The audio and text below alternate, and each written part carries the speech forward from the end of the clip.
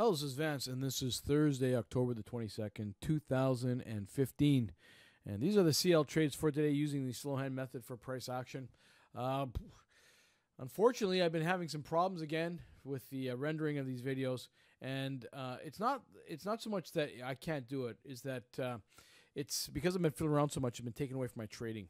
So this week, I was focusing and concentrating on my personal trading as opposed to doing the videos.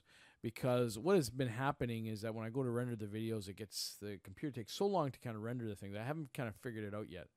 So what I spent my time doing is looking at using the backup on my laptop and kind of putting Camtasia on there and record some of the videos on the laptop, which I think will alleviate pressure on my workstation. And there's a reason for that, is that the laptop is wireless. I haven't hardwired in. It's in a different location. It's downstairs as opposed to upstairs. And my trading computer is hardwired, so I mean it's not running on Wi-Fi. And I want it to be that way. Now, unfortunately, if I do the recording, it's on my... I never had a problem before Windows 10. I think it's got to do with Windows 10. I still believe that's the case. But unless I take it apart, take it in, and maybe get some other input, I've tried a few things, reducing the amount of programs that are loading up and so forth, but it's still doing that. I also think it's because of Camtasia. Camtasia is really heavy on the using the resources, and as a result, I guess it must be a problem with Windows 10 or something, because I never had this problem with my Windows 7 Ultimate, and I do have this problem now, so it makes me want to maybe even go back to Windows 7 Ultimate, but it's kind of late. I've already got it loaded in there, so should have waited maybe. Anyway, but everything else works relatively good. The problem is that if I'm in trading, and I can't run anything else on the computer. Like, it used to multitask fine. So, I mean, if I had another window open someplace else, like email, for instance, on a separate screen, there was no problem. Or, like, notifications. But I don't do that now. Too jittery. The screen kind of blacks out once in a while. I got to kind of close other stuff down. So, it's making me a little bit nervous. And when you're in a live trade, I don't like that idea. I don't want to have to phone the desk and kind of fumble around and try to reload stuff to try to get on there. And that's the problem. So that's why I haven't been broadcasting, and that's why I haven't been recording and rendering these videos. But we've been trading in pretty much a range. So let me get to the trades really quickly. I don't want to spend a lot of time because I'm going to still render this on the station. It's going to take some more time. So let me go through them quickly. Yesterday, we had a surplus when the DOE report came up, 8 million barrels. Prices didn't really collapse that much, though. I mean, but it's trading today between $44.90 and $46.10. It didn't really kind of go down that much yesterday. And so you can see it stayed mostly in a range yesterday as far as price was concerned on the December contract. But let me talk about the overnight. I mean, it was kind of a range overnight. It wasn't really high. I mean, price opened at 45.27, got as high as 46.10, and never got that high again for the rest of the day. So that happened just after 10 o'clock this morning. So we had this run up, and then price kind of started to range. I put this midline in here after this price closed right on these two. This one right here, this double top, or this top right here. Price kind of turns around, and it kind of acted as a resistance. So you can see that price made up to this level at just after 8 o'clock. Price traded down. I marked this trade as a second entry long. The second entry long is down here, but I didn't like that bar. It was a bit of a doji. Price pulled back down to here, and I thought this was a better bar, but it took a while to work out. Now, if you use your 15-tick stop box and you enter the trade right down here, it would have eventually worked out. But when you see this overlap, you might have closed out the trade, depending on how confident you feel. Now, the reason I liked it is because you can see these little spikes down here. It didn't really get down these three. So as long as your stop was behind this, you would have been fine. I was expecting it maybe a retest of this area if it was in fact a range. We had enough room to almost get out to these tops, not quite, but because of the strong, see, you have it not to where the closes are, but you can see that once price did find purchase, it moved out there very quickly. Now, why didn't I like this trade as well? The problem with going with long on this one as opposed to this one is that you had to sit through this stuff, but this one, you're still in the middle of this stuff. You know what's going to happen. Unless your trade comes out. That's why this one it's a good entry as far as a blue entry, but by the time it actually works its way out, you could say that how long did you stick with that trade?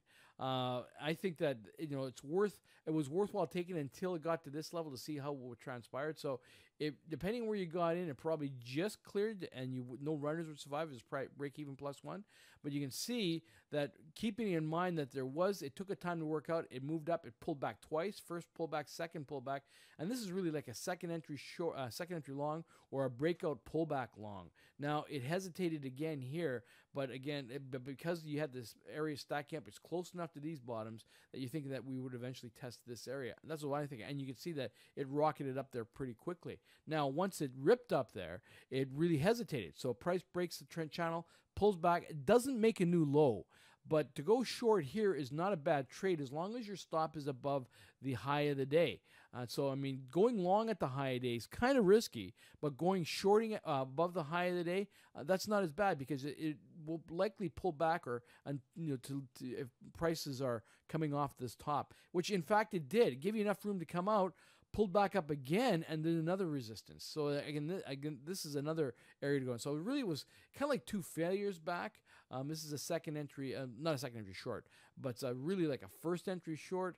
But if you were to use math, if you use candle math, stick these ones together, you could say that this is the first leg up, pulls back, and this is the second leg up, and then it fails if you look at a longer time frame. Again, all you're looking at from this one, and that's why this one's in green, it's a riskier trade, but it is one tick higher than this bar here.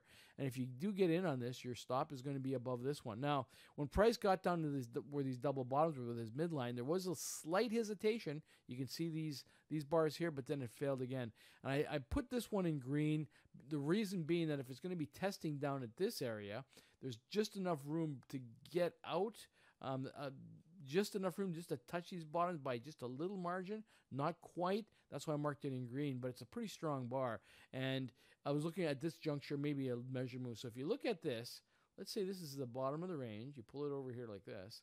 This is the bottom of the range. It's just almost, depending where you get in, you probably had to limit in to get here, like to pull it back as quickly as possible. So your stop is, like if your stop is right here, see what I mean? Like as far as where you trade, so your entry point would be here.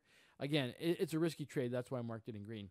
Now, when price gets down here, I wanted to talk about this area. I marked this in. It's something to keep in to look at. First of all, the trend is obviously down. We haven't broken this channel that I've drawn in here. But look at this bar right here. We have the first pullback fail, second pullback. This second entry short, but look at this long, strong bar right here. Do you get in on something like that with the expectation of going lower? Well, you might limit in, but where's the bottom? This is the lower. This is where the price opened, and you see this area right here. So drawing this line across here, and if you have not necessarily a bounce, this is where you think there may be some hesitation. Now, if it continues on, if this is just the first leg, it can fail further. So where do you put this? My thought would be is that your target should be somewhere in this neighborhood. Now, this is probably a conservative target up here, but maybe a little bit lower. So I would put your target. So where your entry price is going to be for your 15 ticks has to be dictated by where you think the bottom over here, where you're going to hit resistance.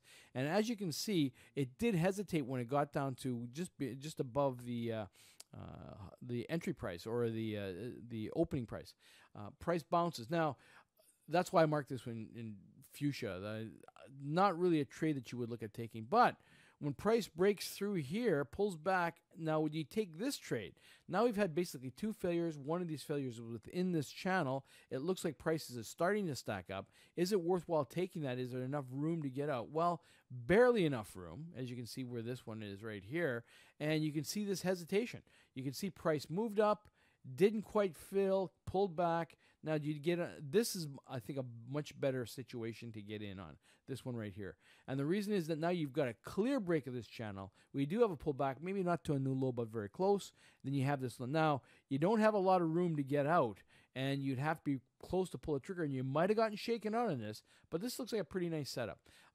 Maybe this looks like more like a reversal. It's going to reverse up here, but that wasn't the case. Once price broke above this channel right here, or this trading range, you can see where price revisited here. Here's the first time it pulls back, second time it pulls back, third time it pulls back. So if you're getting in on this trade here, even though I put it as a strong blue, actually probably should be green more than now that I think about it, but I'll leave it for the time being.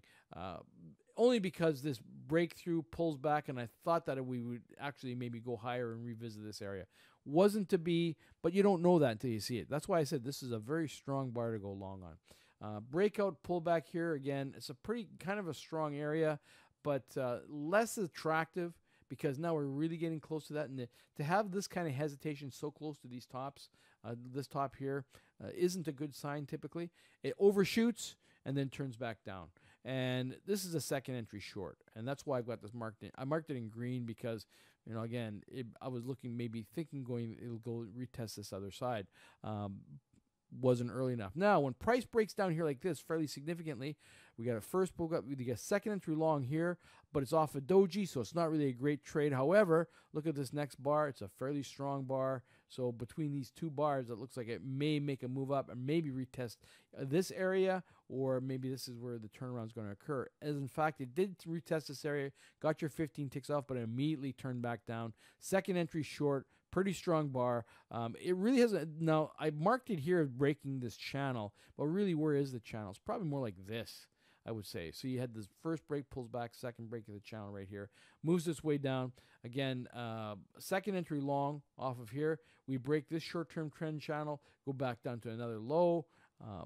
Again, I like this trade from the standpoint that it does bounce, but in the back of my mind, I'm also thinking that this is maybe the first leg down. We have a pullback to here, and that we may get another second leg down. Now, when is that going to happen? Remember, you only have this part here. This is what you have. You don't have all this other stuff, so you don't know where price is going to be heading. So from this perspective, you see as it's developing, you're thinking that, well, price maybe revisit this area. And as you go through it, when price does get to this area, you can see that there's this hesitation. And then when this first bar completes, then that looks like it'll come back and retest this area because it's a pretty strong bar, second entry short. And as you can see, it does maybe kind of pulls back and then fails way even further. Now, we have another pullback here, first entry, second entry long. You take this one. I'm marking this one in green. It shouldn't be even blue. It's an aggressive trade, but again, why would I take a look at this trade? Well, look just to the left side of the chart here. So the left side of the chart really takes into consideration, is it close to these lows? How far down are we? Like if I put this right here and I say that, okay, this is maybe the area where there'd be some interest. So there's a resistance right in this area. It's something like this. So this is a resistance area. Is it worthwhile taking that trade? Is it going to bounce up before it goes down there? I don't know, but it doesn't look so bad. It does pull back. We're ways from the EMA, but once it fails up here now, for certain, I'm looking that this is going to be a measured move of some kind. So we have first pullback, second pullback, and I think it's going to be a measured move. And as you can see, this measured move almost to the tick. So again, like we're looking at a measured move from here. We have another pullback, another opportunity again. Maybe not as much room, and as you can see, it doesn't go back down much further. So it really starts developing this range, and it's really more like a turnaround here. But this is after 2 o'clock. Once this gets down here, it's going to be a strong bar right here to kind of go long on, because now we're looking at area. This is kind of stacking up a little bit more so than here. Toward the end of the day, always the two measured moves are already taking place. This one right here, this one here. And if you take a look at the longer move, first pullback, second move right down here. So there's a number of reasons that this would be an attractive trade. And look how it bounced right out of there. But as I said, this is late in the day. Anyway, that's it for now. 13 minutes. If you have any questions, this is Vance. Please let me know. Bye for now.